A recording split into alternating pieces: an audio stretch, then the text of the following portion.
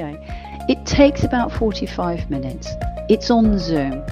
Why do we put it on Zoom? Because we want to be talking to you, not whilst you're in the car or picking up the kids or whatever. It really is a case because we're going to be going through some very detailed information to try and help you. You're going to have access to all of our data.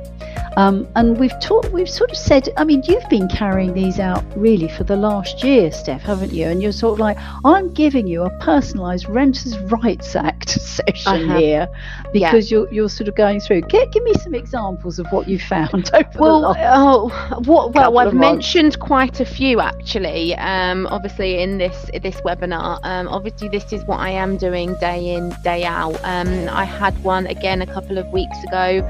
An owner who self-manages their properties, really loved their tenants and hadn't put the rent up for a considerable amount of years, and each property was £300 below market value, which let's have my calculator. I mean maths. I think it's £7,200. It was over £7,000 a year that they were losing on rental. And I think sometimes what you have to remember, if you want this to work, it is a business, you know.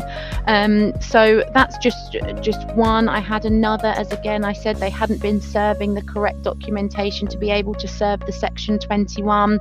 I had one. We've had quite a few takeovers recently from another agent because of failed compliance. And then again, when I was looking at the compliance certificates, the postcodes were incorrect for the property, and that's a void certificate, which could create huge fines. So you know, they're little silly little errors that are minor, but they could have a big impact. So I would say for this health check as well, it isn't. I had a lot of people last time from the feedback that we had is, I didn't want to book one because I was really scared of what you were going to find. Look, we're not going to punish you. We're really trying to educate you and to help you stay compliant and avoid these fines and avoid having big risks in the future. So if anything, you know, I love anything free, and if I can get something free, I would I'd love to book it. So, you know, it's going to be with me, it's going to be with Maxine, and what this is, as Max said, 45 minutes. Max will do a complete audit on your property. So you will have a call before, so we can get the information, we can go away, we can do our research, what we need to do, and we can have a look at your portfolio and your property to make sure you are compliant, your rent is where it needs to be, and as it says on there, review your future plans and really making sure that the properties are working for you. So if anything, it's free, so I would book on.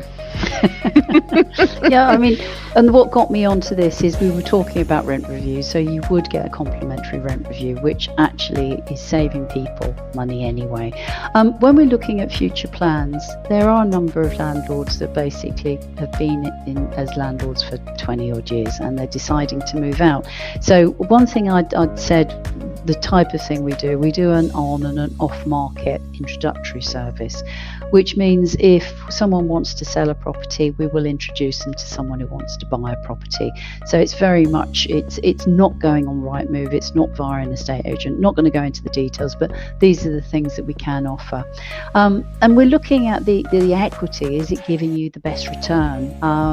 That comes in with the rent reviews. It comes in with what you've done to the property recently. If putting in a new bathroom would make all the difference. So that's really what it is. And I would say I've left it the last thing, but it protects you from the no-win, no-fee merchants, because that's what this is all about. I think the next 6 months will be very interesting. There'll be a lot of people trying to make money out of fines and things like that, which for innocent people that is wrong, but you know, it's really a case that's what we're here for. So if you can book that, that's lovely. What might be an idea, because we've gone through what is a health check, is if the offer is still on, there's a couple, because I can flick through the chat, because I've seen a couple of questions that have come through in the chat that maybe we should just address before we move on. Because one of them was, Annie, if you give a tenant notice on the basis that you want to sell the house, then having tried but failed to sell / achieve completion, can you later relet out of necessity? Is that an offence, and what might consequences be? Now, Joanne has gone back to say you won't be able to let for 2 years. And I'm really sorry, Joanne, because I know that you're local authority, but I'm just going to query that, because I was under the understanding that it was 12 months, not that's 2 years.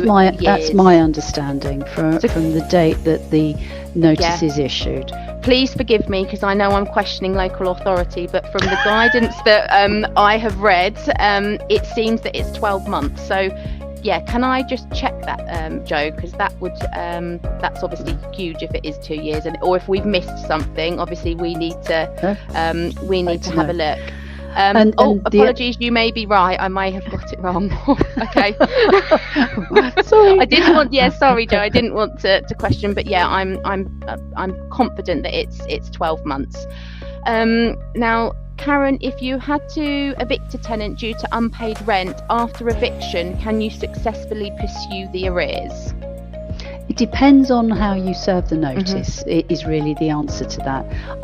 It is quite a technical question, so really have to understand a little bit more, but it really depends.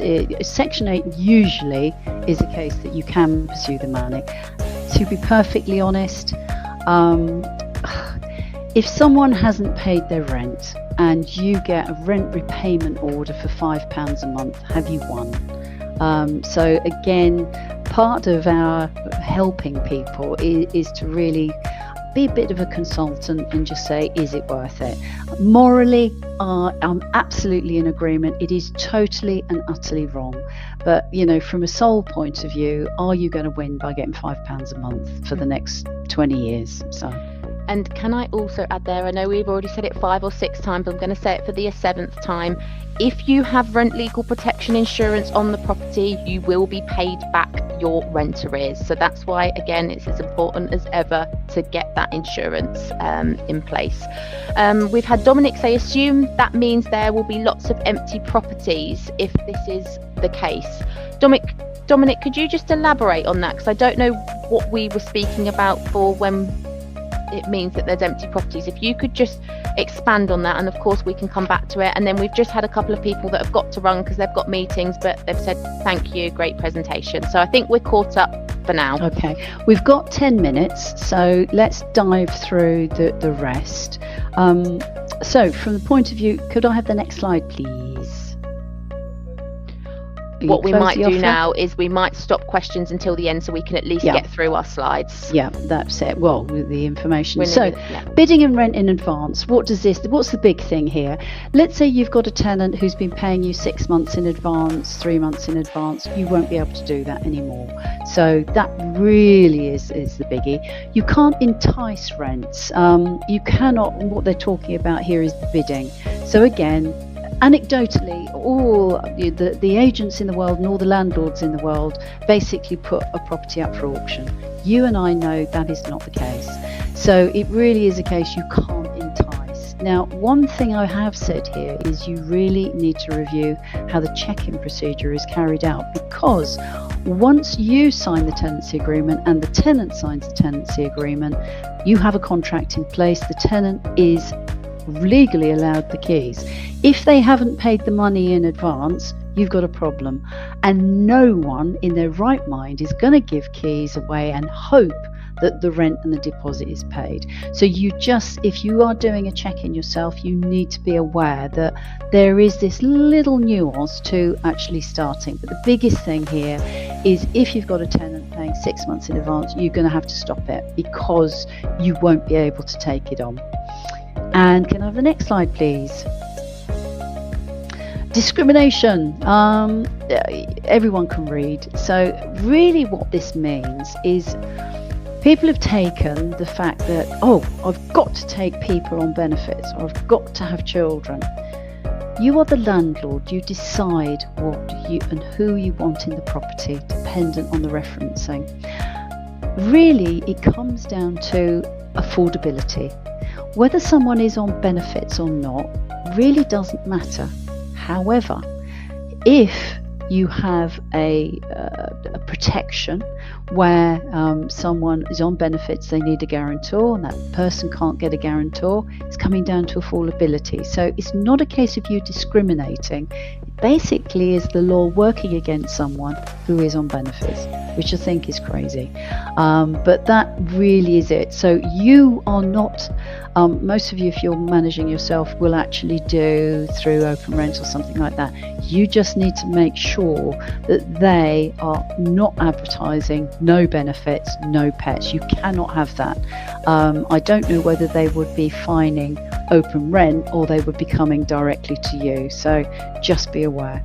And can I have the next slide, please? Pets in lets. Oh my God, this was lots. So, as I say, you can't market no pets. However, it is your decision whether to have a pet or not. But you've got to have a reasonable reason. What's a reasonable reason? I'm on the second floor, I've got a flat and I want to put 2 Alsatian dogs in there. That's a reasonable reason not to have a pet. I'm going into a 1-bed cluster house without a garden and I've got an old English sheepdog. That again is a reasonable reason. We're getting a lot at the moment of emotional support dogs. That's really coming into it. What is the reasonable reason for that? It's what we're relying on, and this is what we do in from the point of view of law terms, is what we rely on is the Animal Welfare Act 2006, which indicates the length of time a pet can be left on its own. It indicates how much exercise it must have, the space it must have. So that's really what we are relying on. What you must do, so this is the law, is any request must be replied to in 28 days of receipt, because I think you will get a lot more people actually asking for pets whilst in tenancy as opposed to at the beginning of the tenancy. So as long as you've got a valid reason, and I'm so sorry, anybody who says, allergies, that's a valid reason. It's not your home. It's not your home, so it doesn't matter whether you're allergic to a dog or not. You're not living there. So unfortunately, and the legislation actually does point this out, allergies aren't an issue. So that's really it. But why wouldn't you allow a pet in property? What we found is it's not pets that are a problem, it's the owners that are a problem. So how do we deal with it? We have what's called a pet CV, which has a huge amount of detail, microchips, vets, let's have a picture, and we want to see that picture within 2 minutes, because a good owner has got a ton of pictures on their phone. Bad owner might not. So it's just really a case of that. So just watch out from that point of view. And can I have the next one, please? We've got to phase 3. Right, we've got 5 minutes to go through phase 3. And obviously, yeah, we touched on this, didn't we? I think obviously with minutes, if there's questions, there's a couple of bits we want to go through at the end. So it would help if I have my microphone down, wouldn't it? Okay. Maybe past this, because I briefly touched on this, and maybe this is what we can cover in a bit more detail on the next webinar. Okay.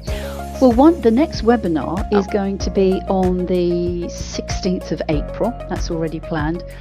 I'd like to ask you, because you're here now, would you prefer it to be a webinar, i.e. on the computer, or would you prefer it to be an in-person seminar? I think we've got a poll for that. Done. If you could have a look at that poll, just give us your feedback, because we're sort of like, well, we've done these webinars because we can do them. we don't have to go and meet people, but I don't know from the benefit what our customers would like and what they would see. So let's do that poll. And can I add there as well, if it was a seminar, it would be local to us. So you're looking at St Ives, Cambridgeshire for the venue. It would be somewhere in St Ives, Cambridgeshire. So that's just something else to bear in mind as well when you're answering the poll. So let's have the next slide. I think phase 4 we've covered. And really the takeout of this seminar, which is the next slide, please. So the Renters' Rights Act is the law. Simple as that. There is no way around it. Everyone will need to adapt. Agents will need to adapt. Landlords will need to adapt. And really my main thing, because I've seen so much bad advice out there, you need to get your information from reputable channels. So make sure that if you did take a picture of the slide of where we're getting our information from, that's where you need to be looking. Please don't just Google, and because you'll get a load of nonsense up. I've seen it, so please don't do it. So I think that is it from us. I think that's there. I think that QR code, believe it takes you to the health check. So if anybody was debating whether to have a health check again, please drop us an email, get us booked on. We just want to help and make sure that you're compliant. So please take advantage of it. We've had some lovely comments. Everyone's thanking us. Webinars are great. Some are saying they're overseas, so webinar better. Very engaging, knowledgeable. Take the health check before they all go. Brilliant. Please scan the QR link and book that, and we'd be delighted to help you. And a lot of thanks. All right. Well, thank you very much. Thank you for spending your time with us. Hope it's covered what you wanted. If not, give us a call. Yes. But thank you very much. And thank you, Steph, for being so helpful. Sorry, we've had one comment. I think it's important. Thanks. We're not your clients. Are the health checks available to us? Of course, they are available to you. Yes. Anybody that's on this, most of our managed landlords are on here are covered because we do everything. So really it is for you people that don't work for us. It's managed elsewhere. You're self-managing. Please have the link. They are for you. So please get that booked in. Thank you, everybody, and have a lovely evening. And see you next time. See you on the 16th of April. Yes. Bye. Bye-bye.